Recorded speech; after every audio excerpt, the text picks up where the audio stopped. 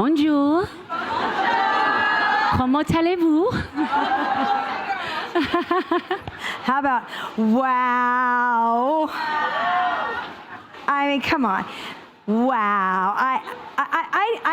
Did I hear you say wow? Wow. Oh my goodness. You know, this is just such an honor, such an inspiration, so proud, not only to see you here in a business capacity, but as friends. And, you know, one of the things that I think is so important, we talk a lot about there's deals that you can do, and then there's relationships. And they're different. A deal is a handshake, you get shit done. A relationship is forever. And, you know, I met Russell a while ago doing amazing things in mental health. And yes, he's a big football guy, but he's also a big heart guy. And, you know, he was doing stuff in mental health, and it was love it hello. And I have to say, and then I got the dynamic duo and the real power behind the success, Ciara, as part of the power pair. And I just have to say, it's just been a joy developing the relationship that we have. And it really, we say in this space, you get a hug, hello, and a yes. And that's what you guys are really all about. So let's unpack that, because I want to have a conversation that isn't about music. It isn't about being celebrities in what you do. It's not about sports. It's not about football. It's about people. And it's about a power pair that are truly doing remarkable things, supporting one another. And in the workplace, you know, we always think about caregiving as predominantly the women's responsibility.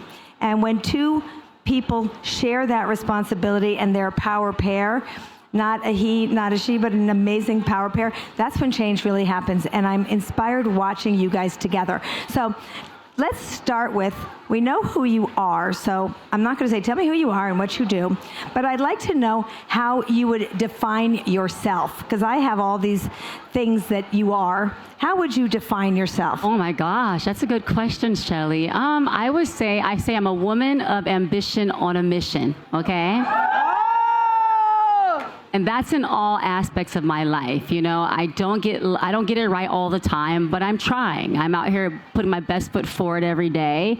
You know, I am a very proud woman, very proud Black woman.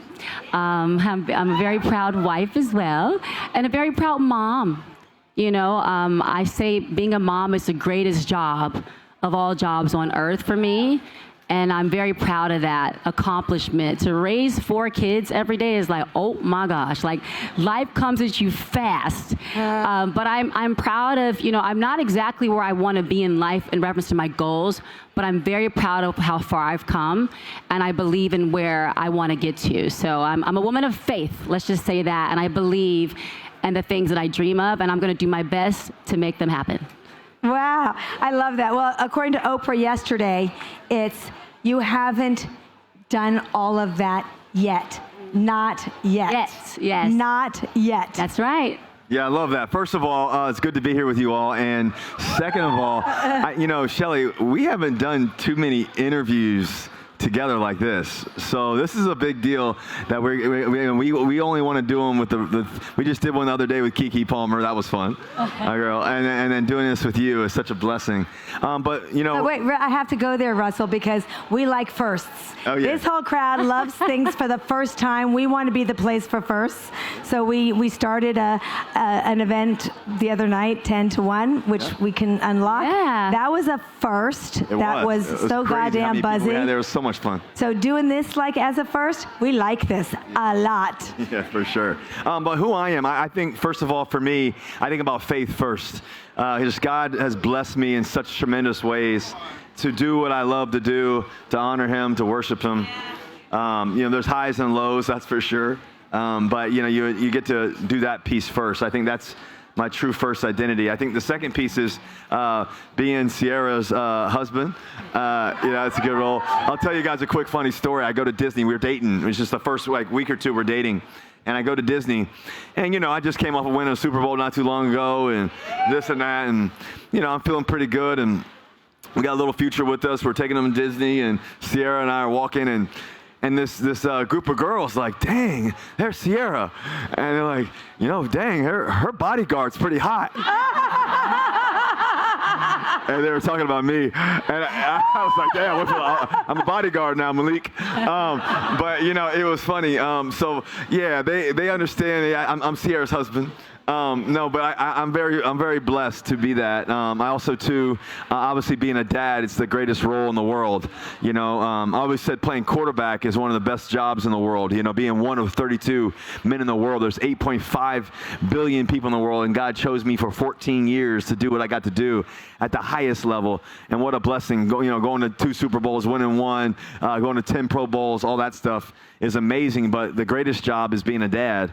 To those kids, to 4 beautiful kids. And so I think that's who I am. I think I'm also very, very business driven. I'm a driven individual. Very, and you're very good at it. Yeah, thank you. Yeah. And so like for me, it's to really, build things and create things. I believe that God put me on the earth to create and to inspire. I think that's kind of what I fundamentally believe. And so when you put that creation and inspiration together and the idea of servitude, it makes it even more exciting. I love it. Okay, but you used the word huddle, and I always wanted to know what happens in the football huddle. What do you really talk about in that huddle? But I want to talk about what you talk about in your huddle. So when you huddle, and you are this power dynamic pair, each of you independent, and also you have such a great relationship together. How do you divide and conquer, knowing you can have your own things and then this great life together that you share? I mean, in our huddle, we talk about everything in the huddle, wouldn't you say? I mean, I think that's the only way. I say communication rules the nation, right? And I feel like we've continued to evolve in our communication over the years, which has been tremendous, but you kind of got to be able to talk about everything. I think when you're in a marriage and your partnership, you have a partnership, that's what it's about. And I think when you put it all on the table, that's when you find a lot of the good. Even the funky stuff, okay? You got to put the funky stuff on the table sometimes too. And it be funky, it be stinking. But you have to do that, And so I really like our evolution in reference to that part of it. And we really put our heads together. We really dream big together. And I think that's so significant. There's something so beautiful and powerful about having each other on the ride, obviously through the highs, but also the lows especially. There's been times when he's the only big, broad shoulders that I could lean on that I knew were going to feed me the information that I needed holistically, right? Spiritually, he could speak life into me. Game changing for me. I mean, I've had a moment where I'm looking and I'm like, there's no one else I can talk to about this thing but him. And he gave me the right words in that moment. And so I thank God for that. And I think about those moments, like you need that kind of partnership along the way in life. Like, I know I'm safe in his arms. I know I'm safe in our house. Like, that makes me, I'm a confident girl already, but it does give me an extra boost when I walk out the door. I'm like, so I would say that from my perspective. Yeah, I think it's a great question. I think the first thing I would say is how does it all work? I would say God at the center of it all. I think, when we got married, when I asked her to marry me, we got engaged. And any of the fellows out here, need some tips, let me know. I got plans, I got ideas. But anyways, so when we got engaged, what was interesting is that, we're on the beach, we're in Seychelles. And I get on a knee and, I ask her, she says yes. And I said, before you even actually fully say yes, though, I want to make sure that we always put God at the center of it all. And if we can do that, God can do all things. And so I think that's a big piece to it for us. I think, God at the center. I think other piece to it is, like Ciara said, is communication. And everybody talks about communication, but the idea to talk about everything, anything, and also, too, just being vulnerable with one another, and sharing, as she mentioned. I think that's important. And then also, I was talking to somebody the other day, actually, and they were talking about, what are the things that you're looking for in this year of your life? And then in terms of, as you progress, as you're thinking about things, like what are those 1, 2, 3 things? And I said, and what are those things you want to teach your kids, your family, whatever it may be? And I said, one thing is to dream big. I think we dream really big together. Sometimes I almost dream maybe too big. But Never too big, but he does have a lot of dreams. Yeah, But you got to manage him. But like, we both have huge dreams and really big dreams. So dreaming big really, is important. I think the second thing is to love really big. I think that not just loving each other really big, but loving others really big, loving what you do really big. Yeah. And I think the last piece is to forgive really big. So dream big, love big, forgive big. That's big. And I think it's a constant progression of being able to do that constantly. And it's not even just forgiving someone else or her or me or whatever. It's really just forgiving you. Like forgiving yourself constantly and the next idea and the next thing and just constantly in that evolution phase, I think. And I'm constantly doing that. She's doing that too. And it's fun. And more importantly, we want to teach our kids how to do that. Can we teach our kids how to dream big, love big, forgive big? I love that, and I think that that's so important. Yesterday we did a whole conversation around Ancestry and what we've learned, lessons that we've taken from there, bringing that forward. What would you say has been sort of inspirational or life lessons, or good or bad, that you learned from the generations before you? Well, I'm an only child, so I didn't have much. I'm also a military baby. Any military brats in the room? Yeah, let's go. But I didn't grow up with much, but I grew up with a lot of love. And I feel like the example of love that I was given showed me the power of what that is. It gave me so much confidence. Like, I didn't have much, but I was like, I can do anything. But the way my mom and dad loved me was so significant. And I do also think, you have the things that you love about how you grew up, but there's things you're like, when I get the chance to do this, how am I going to do it? And how can I do it better? And I feel like the generation that I came up in especially, you don't talk about things that are uncomfortable with your kids, right? Some things are just like off limits, And so I remember that and I said, man, I wish I could have had certain kind of conversations with my kids. I wish I could have, with my mom and my dad, but I didn't get that opportunity because they were more like conservative. Like, it was just the era we came up in. You just don't talk about certain things. So for me, I always remember that, and now that we have our babies, I challenge myself to tap in with them a little deeper. You gotta tap in with them. Like, what's going on in the group chat? I'd be like, babe, I was looking at Future's phone and I saw this. Cece was talking about this. I try to stay really tapped in that way because I do believe it can make a significant difference. But I'm proud of how my parents raised me. I want to make that clear, because I know no matter what, they love me with their all. But I definitely I took all the good that they gave me, but also the things that I would have wished for more of. And I'm applying that now. And so I think that's what you're supposed to do, right? So, yeah. Yeah, so great. I think that, what I learned from my parents, it takes grit. It takes hustle. It takes some tears. It takes just constant effort. My mom, when my dad was on his deathbed, my dad, when my dad was on his deathbed, my mom, she was always the warrior. She would take my sister to basketball, and my sister ended up being a McDonald's All-American, playing at Stanford, this and that. But she was always hustling between the ER and going back and forth. And those are the things that you don't see. Everybody talks about the pretty stuff, but it's the stuff that you don't see.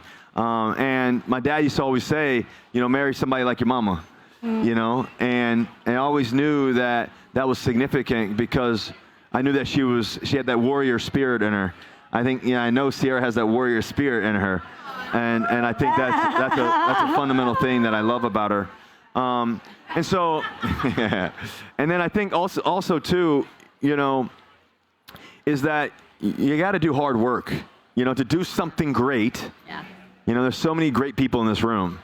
And what we're all destined for, no matter how much we have in the bank account or don't, how much success we've had, where we feel like we are, where we're not, right? There's still opportunity if we have breath, right? If we have life, right? If we have each other. And I think that, God grants us that opportunity. So, but we got to go for it. We got to work for it. You gotta create your opportunities. You gotta network. I'll take you a little background. When I was young, my mom taught me this, but about the idea of dreaming big and having an imagination. I used to write out goals and ideas and plans and things and creativity. My dad always had a to-do list. He had a legal paper. He was a lawyer, but he had the yellow legal paper, and he always write his to-do list every day.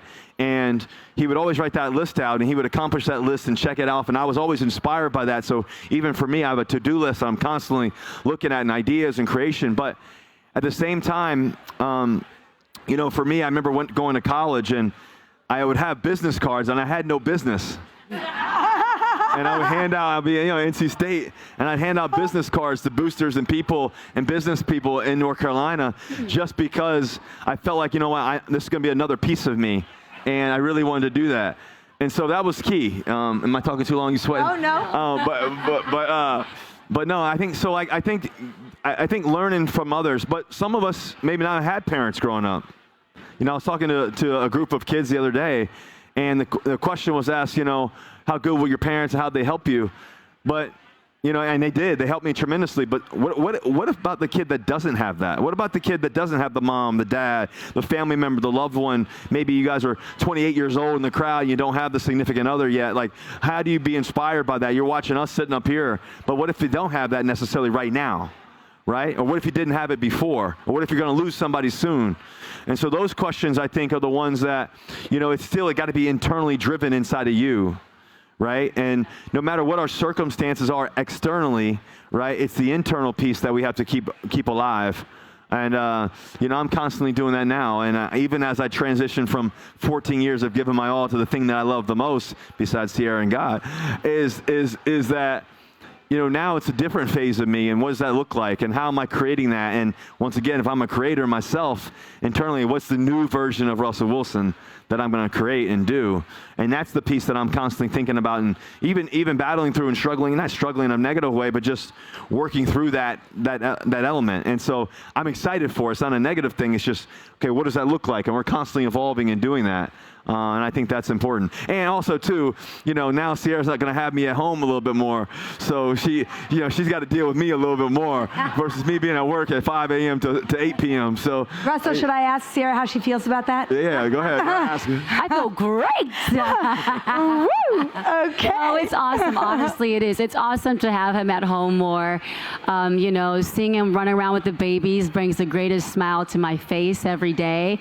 It's cute seeing the kids jump on him and want to do this and that. Future wants to, he literally took Future to baseball, to go, the batting cage. And then he's like, Dad, can we go do golf? I mean, ask like 3 different key things in a day. Like, the itinerary is stacked right now for him. It's like Dad Q, like, who's next, When the same thing, our son, Dad, can we throw the ball? Cece, she's throwing the ball. She's such a tomboy. Wants to play football every day. But so it's beautiful. Cool. When you were going through the to-do list, I started thinking about the to-be list. Who do you want to be? And, thinking about, a to-do list, because I'm so OCD, if I put a whole bunch of things down, I'd actually have to check, and I wouldn't sleep at night thinking, I didn't get that done yet. But a to-be list is, who do you want to be? And my father, he passed away probably 7 years ago now, and crazy enough, I found his bucket list. I didn't even know he had a bucket list. It was on a little calendar, Filofax. You guys, most of you don't even know what that is. Piece of paper, and he called it Visions Forever. And it was the places, the things he wanted to do. And they were all, I'm going to post it again so you can read it. It was amazing. They were all checked, front and back. So when he passed, I knew he lived his life with no regrets. And so I want to go to no regrets. Because, I say, if you don't take risk, there's no reward. If you don't try, you might regret not trying. I have a no regret policy. I never want to look back and say shoulda, woulda, coulda. I agree. I believe that 100%. What did you say? You said, what do you want to be? It's a really great question. I think if you would have asked me in the beginning of my career, what do you see success as? I would have told you all the shiny medal awards that you can get, all the tangibles. But Which you've received. I feel blessed. Listen, I've got a lot of goals, and again, I still haven't accomplished. But you realize through life, it's so much more to life than that. Sometimes when you're chasing your dream that you want, sometimes it feels like it's getting further away from you because you're just chasing. And then you're forgetting to live. You're forgetting like yourself. So for me, I hope to be known as someone that had tremendous impact on every life I encountered, big or small. I hope that my daughters will look at me and be inspired and know I can do it. I'm not limited by the gender or color of my skin. It is possible. I hope to leave that kind of legacy. I hope that, when it's all said and done, or what I want to be is, I want to be a woman of pure, continue to be, because he will tell you, I'm so obsessed with joy. I want it to be that, when I'm in the room, I bring the good vibes. I bring you joy. You bring the vibes. To my friends, to my family, obviously to my husband, my babies. That is so important to me. So, and also a woman who served. How can I make someone's life better? As I mentioned to you, impact is so important to me. So, if it looks like that, then I think I'm having success. I think I'm doing all right. If I'm healthy, I just want to be healthy. Poo. And okay, can I make it to 90 and not have to use a diaper? I don't know. If I have to use one, I'm fine with that too. But can I make it to 90, please, Lord? I'll clean your diaper for you. Oh gosh, babe. Just know I'll be a little bit younger than you. Okay, because you are a cougar. What do I want to be? I think I want to be a mere reflection of what my dad was. I always, somebody, you talk about regrets and wannabes and the bees or whatever. But I think that, somebody asked me once, if I could do one thing over again, or if I could have one moment back or do one thing, what would it be? And I would say just to have dinner with my dad again. So for me, he used to always say to me, son, you take all the grains of sand in the 7 seas and multiply it by 10,000. You just have a mere fraction of my love for you. And so, for me, I feel the same way about we need tissues, not fans. Hello. And so for me, I think about, the idea of being somebody who inspired people. Ciara talks about joy. And I think joy is different than happiness. Happiness is a momentary thing. It's an emotion. It comes and goes. One day we're happy. One moment we're happy. Next day we're sad, this and that. It comes and goes, right? But joy is something internal. Right? And I think that's something significant. I think she does a great display of that. I even text her today, just keeping the joy or whatever. So, but do you know Hoda? Yeah, of course. Okay. Hoda was here yesterday, and the same thing. She said there's a difference between happiness and joy. Oh, wow. And so we need to regroup on that. Yeah, and so good. So I think that for me, the final piece of it all is I want to be a map maker. I'll say it again. I want to be a map maker, somebody who actually, created, new land, new space. Not, figuratively though, maybe literally, but, but figuratively. Can you create things that change the way things worked and functioned, and the creativity of that in business and life, creating new doors for me. I was a young black kid from Richmond, Virginia. Said he was too small, couldn't do it. I was 5'11", and they said I could never play in the National Football League, or never be a starter at least. And 14 years later, I did it, and I've done it. And so for me, I look at that, being the second black quarterback to ever win a Super Bowl, behind Doug Williams. What an honor. It was many years of distance between that. And now you've had guys like Patrick Mahomes and Jalen Hurts. Man, what a blessing that I could be a part of that transition. Seeing guys get drafted #1 overall, and guys like Kyler Murray and different guys, man, what a gift. And those guys were shorter than me, even 5'11", and that's because of just by God's grace and hard work and creating opportunity for others. So I want to be a map maker. And as we do that, we want to build real businesses. We got some really cool stuff that we're doing that we're excited about, and that's been a fun journey to it. Tell us, because I was just going to ask you that. What are you most excited about? Yeah, I mean, I think we're heavy in a few spaces. I'll let C talk about some of hers and us. All of us is ours. But I think, for me in particular, I think the youth space really heavy. I think about sports and what that looks like and what God gifted me. I want to inspire boys and girls all over the world. And that's what we did with 3 Brand. We launched this apparel line called 3 Brand, which is really my number. It's number 3, but really represents mind, body, soul. 3 Brand, the next generation. And really this idea that, we can inspire kids through the mind, through the body, through the soul piece of it. And sports is a great avenue to do that. So we have a big apparel business. We've done over $400+ million in 3.5-4 years. It's been a big business, been amazing. Just saying. But in that journey though, what's amazing is that we said, hey, let's create jerseys as well. Let's do apparel. Now let's create jerseys. So we partnered up with Amazon to do that. Big idea. My partner Charlie and I, let's go to Amazon. Let's do that. So that's been really exciting. And then now we're creating leagues, 3 Brand leagues, tournaments, camps with 3 Brand experiences. So how do we do that in a really cool way? So the youth is a big thing. In addition to that is me and Ciara are actually partners with a really cool company called Zigazoo. Founder's actually up here. Our guy Zach. But it's really, and Ciara knows this even better than I do, but I'll say the quick version of it, but it's the TikTok-ish for youth. It's for kids. It's safe place. It's a safe place for that. And Zach and us and the whole team have done an amazing job of creating that. And so that's the youth category. And then I'll say one other category in my world, in our space, is really, 2 really. Sports ownership, for sure, something that we're looking at. Yeah. And then we actually own part of the Sounders, the soccer team. Anybody watching soccer right now? It's pretty amazing. Seattle Sounders. And then really the last piece is kind of the CPG space. Really, West East Global Brands Groups, global brands that are better for you and your family. And that's kind of something that I'm really driving and really behind with Ciara and doing that with her, and we're having a lot of fun doing that. So that's kind of, we do all things together, but that's kind of the things I'm heavily focused on. She has multiple things too as well. I mean, I think he said a lot of it, and it is really fun doing it together. It's really fun dreaming big together. We also have our Why Not You Productions company, which has been amazing. That Why Not You mentality was, as some of you may know, we have our Why Not You Foundation, and we want in our foundation, want every kid to live with the Why Not You attitude. We want to empower the youth to lead with the Why Not You attitude. So started there, and then as I mentioned with Why Not You Productions, we actually just launched our first big feature successful film called Sarah's Oil.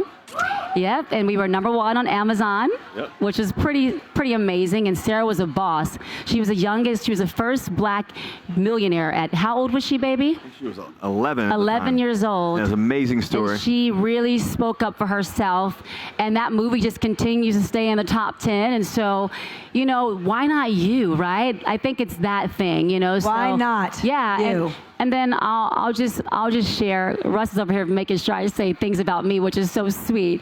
But I also just recently launched the first ever protein juice in a box for kids. It's called Frosh. And so any mamas in here that struggle with your kids consuming protein, this is the answer. Less sugars as well, but just a really great tasting juice. And that's been fun. The kids have tested it. They've also kept it real with me in the process. They're like, that flavor ain't hitting. Try another round, Mom. Try another round. So Lived experience are the best focus groups. Oh, it's the best. They're 100%. Honest. They're good A&Rs too. The music, they let me know too. But yes, so that's great. It's great. Oh yeah. I welcome it all the time. So that's been amazing. Have the kids be a part of that with us. And then Beauty Marks Entertainment. That is my music label. I am an independent artist. It's been an incredible journey going on this thing since Level Up. Talk about taking a risk and believing in yourself and feeling really vulnerable at the same time. That was me when I kicked off Beauty Marks Entertainment. And the idea behind Beauty Marks is saying that all the scars you get from the obstacles you face in life are your beauty marks. And that applies to personal and also the professional challenges. I was like, that I went through that felt so bad so many years ago was my beauty marks. It made me better, right? So that's what that represents. And fast forward to now, Level Up is almost 4 times platinum, and it's my most viewed video to date. And I don't like to hype myself up like that, but I kind of have to in this moment, because I remember looking at a major recording executive and him telling me that record wouldn't work, and that was like, he was like, I don't see it. Asked for my master's back, he gave it to me for free. That's how much he didn't believe, and now I sit here never looking back. So, yeah.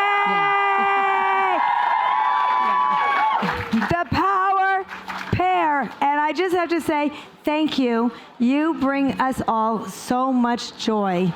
And this is for you. Aww.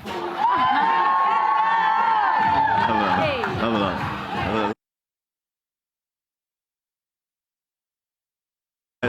Love you.